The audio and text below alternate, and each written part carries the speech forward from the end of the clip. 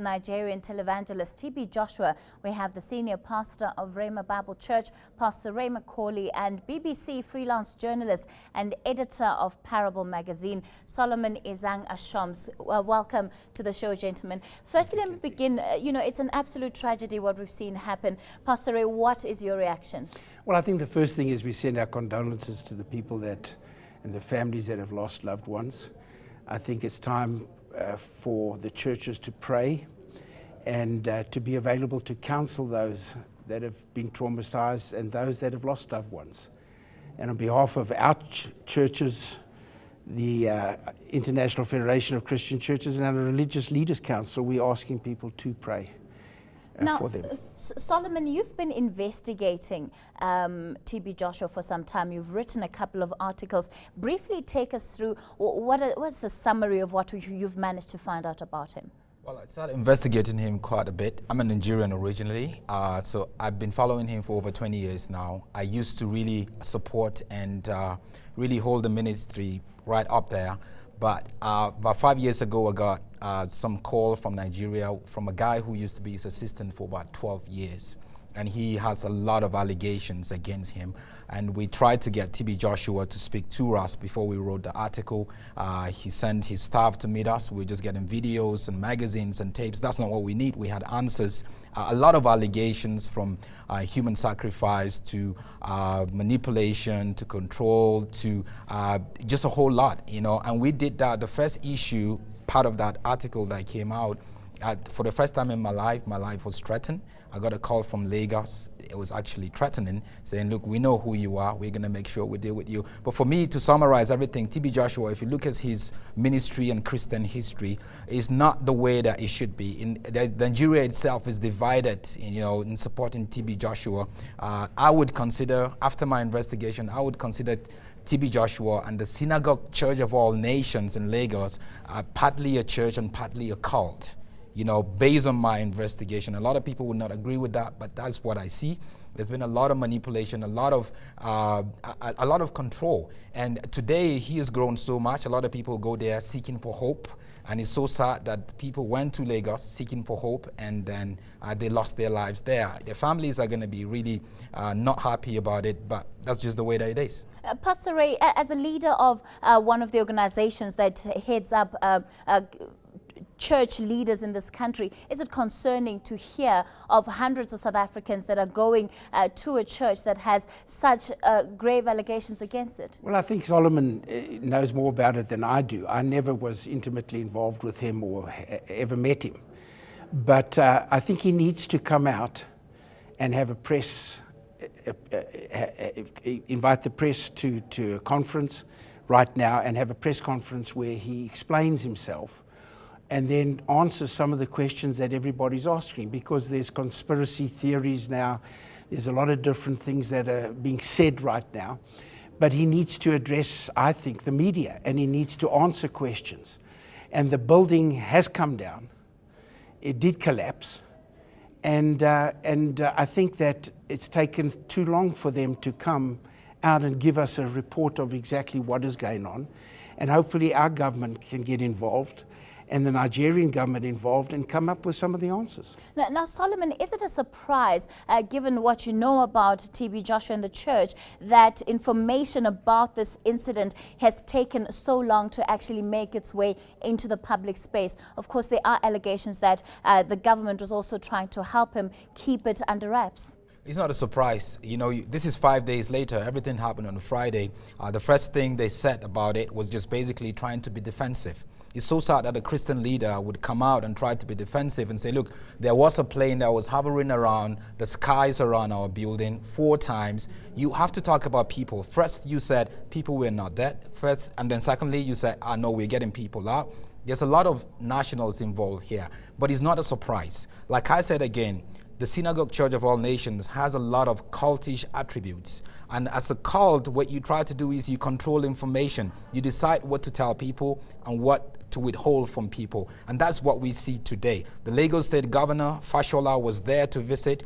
The journalists and the Nigerian Emergency Services went there. They were told not to come near the building for so many hours. So you try to control it. That's the way he operates. When we watch his programs on TV and when we see the stuff that he does, it's all controlled. The healing is all controlled. Based on my research again, it's all controlled because he wants to manipulate you to be able to do that. But it's so sad that it's not just South Africans, 67 South Africans, yes, but there are other nationals there. There are also Nigerian nationals there. It's a tragedy that it has to happen the way that it does, but we need to see TB Joshua coming out as a leader, taking responsibility for not really fixing the building the way that it should. And that's the first thing he needs to do. And he hasn't done that yet, 5 days later. Now the thousands that actually go to his church go there because they're seeking miracles. Has there been any proof of this?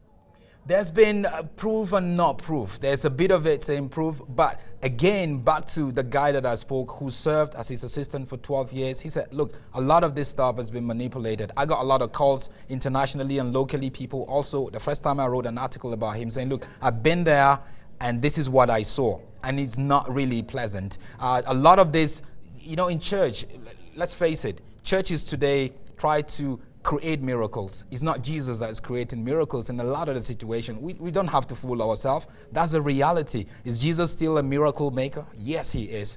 But a lot of churches, a lot of pastors go the extra mile and try to do that. Now, Pastor Ray, there's been lots of reaction, particularly from people saying that, Christians are gullible, and why do people even go to these extreme measures to try and get help? Is there any way of telling what's real and what's not real, especially given that religion is also very subjective within itself? Yes, I think that is a tragedy in itself. And I think what Solomon is saying too is that Jesus never advertised miracles. I don't think you can advertise and say, come here and I will work miracles. Secondly, I personally have not encountered anybody that came from his services that had a miracle. And that I think we need to be very authentic, transparent and real. And encourage people to go to places where that is the hallmark of the Christianity. And that I think I was quite shocked actually to hear this morning that there are 3 groups that went up there. And there was up to close to 1,000 people from South Africa there when the building collapsed. Now, whether they were not inside or not part of the collapse, I don't know, but that's a large amount of people.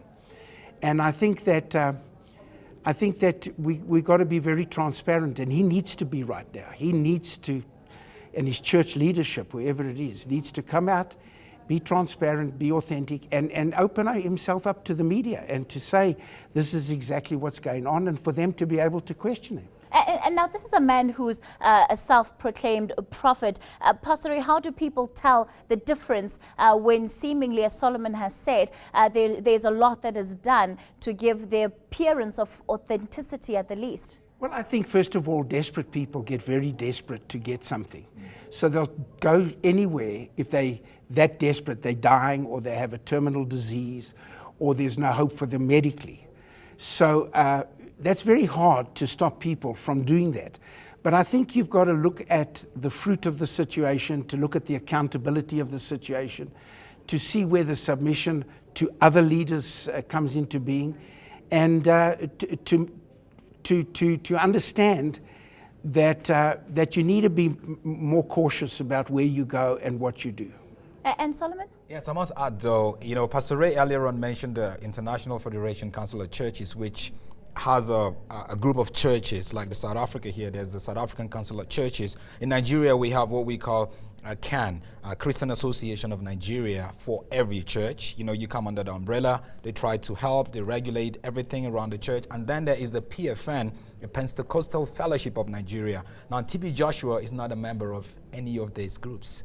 And every other church, the big churches from Nigeria that are members. And he wanted to be a member. They told him, look, if you want to be a member, we have a few Christian questions for you, that are very theological and very Christian. And he refused to come around. He operates in isolation. And people must know that. He operates in isolation. And again, that's an attribute of a cultish situation. You know, he operates in isolation, no relationship with a lot of the Christian leaders, seasoned Christian leaders that have been there for a long time. And people need to know that. These are not just allegations. These are not just, we're not just saying this because you don't love TB Joshua. I love TB Joshua, but I would want to see him do the truth. Do what is truth and be transparent. Now, given that we are living in a time where we are seeing a lot of prophets mushroom across the place, what are the questions that people should be asking themselves very briefly before deciding whether or not to actually follow somebody or allow somebody to speak into their lives? Well, let me say this to you, that if a businessman comes in and wants to do a deal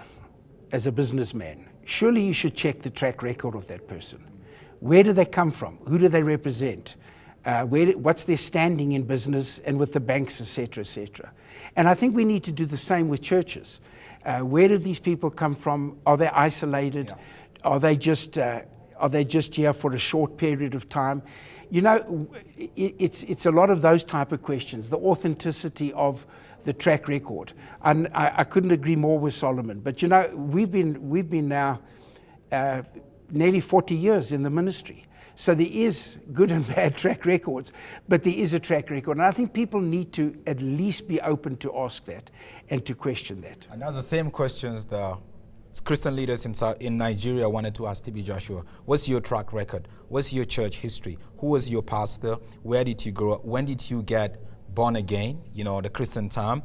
But he couldn't answer those questions. First, he said he got born again in his mother's womb. The video is on YouTube. You can check it out. And that is unheard of. It's not scriptural. So he come from a very traditional cultish beliefs, African beliefs in Nigeria, but he just came into the church, tidy up himself and began to operate as a Pentecostal pastor. That's a clear case of TB Joshua. And we really need to ask questions. South Africans that are hoping to go there, that have families that have been there, maybe they believe there was a miracle. We need to ask the hard questions. We don't need to just take everything, because there are a lot of false prophets operating in the African continent.